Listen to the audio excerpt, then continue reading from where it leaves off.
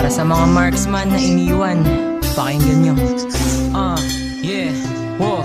Magaling ka daw sa marksman, lahat binabaon. Ba't napungit ka agad nung may nalaman ka ngayon? Hindi mo maintindihan kung bakit nagkakaganon. Ikaw pa mismo ang nadurog, sayang mga panahon. Kakahabol mo sa kanya, bakit siya pa ang pagod? Ikaw na daw hanggang huli, pero ba't may kasunod? Dami na ding tanong, sarap na lang dinadaan. Pinipilit na limutin ang inyong nakaraan, kung saan ang pinagsamahan ay wala palamat, kung saan makilala siya'y laking pasasalamat, kung saan pinangako niyang ikay karapat dapat, kung saan sa iba kailan may di niya mahahanap ang pag-ibig na malabo niya sa'yong ipagkait, para lamang sa huli ay magawang ipagpalit. Matamis niya salita, wala na din kasing pait. Ang pagmamahal ng tunay ay walang kasing sakit.